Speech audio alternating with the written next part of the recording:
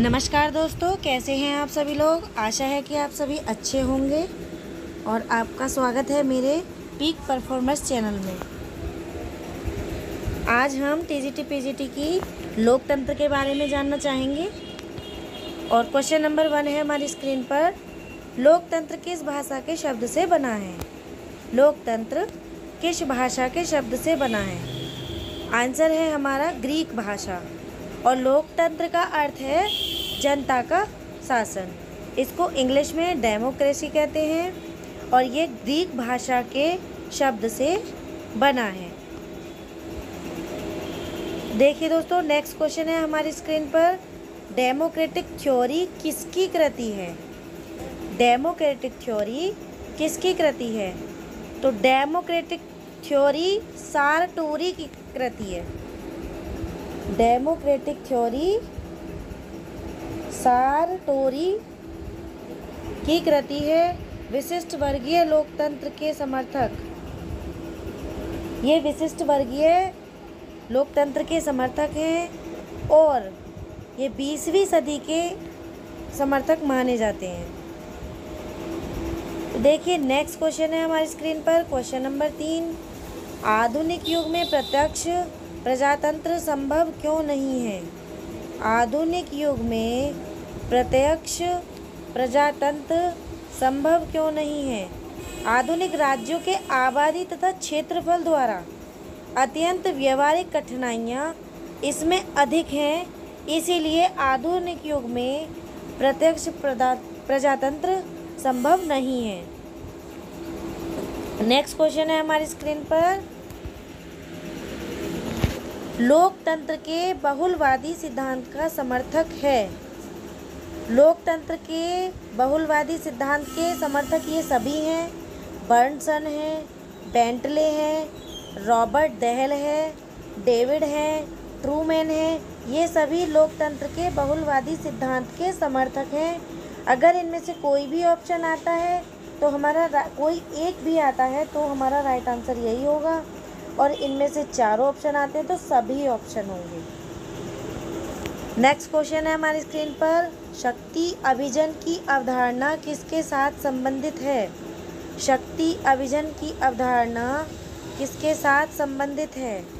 तो शक्ति अभिजन की अवधारणा दोस्तों सी राइट मिल्स के साथ संबंधित है। नेक्स्ट क्वेश्चन है हमारा, किसके विशिष्ट जन सिद्धांत को मार्क्सवाद के साथ जोड़ने की कोशिश की? किसके विशिष्ट जन सिद्धांत को मार्क्सवाद के साथ जोड़ने की कोशिश की? तो इसका आंसर होगा जेम्स ब्राहम।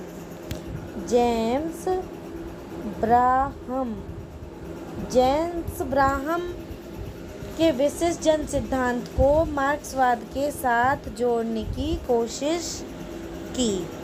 नेक्स्ट क्वेश्चन है हमारी स्क्रीन पर। प्रजातंत्र की उदारवादी विचारधारा के लिए रूसो के योगदान को निम्नलिखित में कौन रूप में अंकित है? प्रजातंत्र की उदारवादी विचारधारा के लिए रूसो के योगदान को निम्नलिखित में कौन रूप में अंकित है? तो सामान्य कल्याण के रूप में अंकित है, प्राकृतिक समानता के रूप में अंकित है और राज्य के आधार के रूप में जनता की सहमति के रूप में अंकित है। तो ये तीनों ही ऑप्शन हैं इसके। अगर इन तीनों में से कोई एक ऑप्शन आता है तो हमें वही चूज करना है। नेक्स्ट क्वेश्चन है हमारी स्क्रीन पर। किसने वयस्क मताधिकार प्रतिनिधि सरकार, प्रेस की स्वतंत्रता और प्राय चुनावों के सिद्धांत पर जो उदारवादी प्रजातांत्रिक विचारधारा के आधार हैं पर जोर दिया था? तो इसका राइट आंसर होगा जे.एस. मिल। किसने वयस्क मताधिकार की स्वतंत्रता पर जोर दिया था और प्रेस की स्वतंत्रता पर? तो वो जे.एस. मिल ने दिया था। नेक्स्ट क्वेश्चन है हमारी स्क्रीन पर। एक व्यक्ति एक वोट का कौन समर्थक है? तो एक व्यक्ति एक वोट के समर्थक बेंथम है। इसका राइट आंसर बेंथम होगा। नेक्स्ट क्वेश्चन है हमारी स्क्रीन पर, महिलाओं को मताधिकार से वंचित करने वाले कौन थे? महिलाओं को मताधिकार से वंचित करने वाले भी बेंथम थे। बेंथम ने एक व्यक्ति एक वोट का भी समर्थन किया है और महिलाओं को मताधिकार से वंचित भी किया है। तो इन दोनों का राइट आंसर बेंथम होगा। नेक्स्ट क्वेश्चन है हमारी स्क्रीन पर, लोकतंत्र के विकासवादी पक्ष के पक्षधर कौन हैं? लोकतंत्र के विकासवादी पक्ष के पक्षधर कौन हैं? तो ये हैं दोस्तों लास्की, डेवी पेनो और मैकाइवर। लास्की, डेवी पेनो और मैकाइवर। तो इसका राइट आंसर तीनों में से कोई भी ऑप्शन आता है तो वही हमारा राइट आंसर है। आगे चलते हैं। नेक्स्ट क्वेश्चन है हमारी स्क्रीन पर, लोकतंत्र सरकारों को चुनने तथा शक्ति प्रदान करने या किसी दूसरे तरीके से कानून बनाने और राजनीतिक निर्णय लेने का एक तरीका मात्र है। यह कथन किसका है? लोकतंत्र सरकारी को चुनने तथा शक्ति प्रदान करने या किसी दूसरे तरीके से कानून बनाने और राजनीतिक निर्णय लेने का एक तरीका मात्र है। यह कथन है मैकफर्सन का। किसका है? मैकफर्सन का। तो इसका राइट आंसर मैकफर्सन होगा। नेक्स्ट क्वेश्चन है हमारी स्क्रीन पर, लोकतंत्र का विशिष्ट वर्गीय सिद्धांत किसने दिया है? लोकतंत्र का विशिष्ट वर्गीय सिद्धांत किसने दिया है? तो दोस्तों लोकतंत्र का विशिष्ट वर्गीय सिद्धांत मिशेल्स ने दिया है। इसका राइट आंसर मिशेल्स होगा। नेक्स्ट क्वेश्चन है हमारी स्क्रीन पर, लोकतंत्र का आधार दबाव डालने वाली राजनीतिक और उत्तेजनात्मक प्रचार है। लोकतंत्र का आधार दबाव डालने वाली राजनीतिक और उत्तेजनात्मक प्रचार है। यह मत किसका है? तो यह मत दोस्तों मैक्सी का है।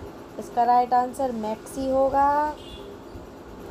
नेक्स्ट क्वेश्चन है हमारी स्क्रीन पर, क्वेश्चन, लोकतंत्र बुद्धिहीन व अज्ञानियों का शासन है। लोकतंत्र बुद्धिहीन व अज्ञानियों का शासन है। अज्ञानियों का शासन है। उपर्युक्त मत किसका है? H.G. बेब्स का। किसका है? H.G. बेब्स का। इन्हें लोकतंत्र का आलोचक भी कहा गया है। किसको? H.G. बेब्स को। H.G. बेब्स को लोकतंत्र का आलोचक भी कहा जाता है। और नेक्स्ट क्वेश्चन है हमारी स्क्रीन पर, विलासिकी जनतंत्र की मीमांसा के रूप में जनतंत्र के यथार्थवादी सिद्धांत का निरूपण किसने किया? विलासिकी जनतंत्र की मीमांसा के रूप में जनतंत्र के यथार्थवादी सिद्धांत का निरूपण किसने किया? तो दोस्तों ये शुम्पीटर ने किया। किसने किया? शुम्पीटर ने। इसका राइट आंसर शुम्पीटर होगा। और इन्होंने एक बुक भी लिखी है। इन्होंने एक बुक लिखी है। बुक का नाम है capital socialism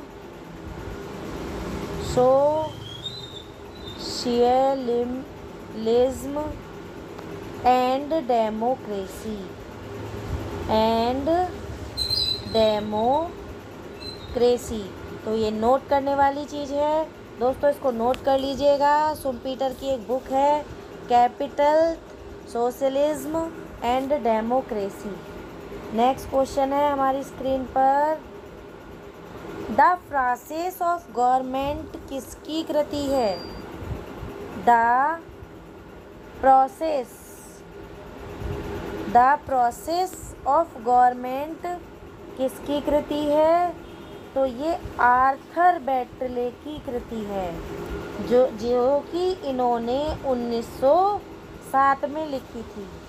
the process of government 1907 में लिखी गई थी और इसके राइटर हैं आर्थर बैटले। इसके राइटर कौन हैं? आर्थर बैटले। दोस्तों नेक्स्ट क्वेश्चन है हमारी स्क्रीन पर, पंचायती राज सम्मिलित है। पंचायती राज सम्मिलित है तो कौन सी सूची में सम्मिलित है? ये राज्य सूची में सम्मिलित है। किस में सम्मिलित है? राज्य सूची में। पंचायती राज व्यवस्था राज्य सूची में सम्मिलित की गई थी कब? 2 अक्टूबर 1959 में। कब की गई थी? 2 अक्टूबर 1959 में। और भारत में सबसे पहले पंचायती राज व्यवस्था राजस्थान में की गई थी, 2 अक्टूबर 1959 में की गई थी। और इसका जो सर्वप्रथम वो बना था वो नागौर में, और दूसरी बार जो की गई थी वो आंध्र प्रदेश में। पंचायती राज सम्मिलित है राज्य सूची में। अब नेक्स्ट क्वेश्चन है हमारी स्क्रीन पर, संविधान के किस अनुच्छेद के अंतर्गत ग्राम पंचायतों के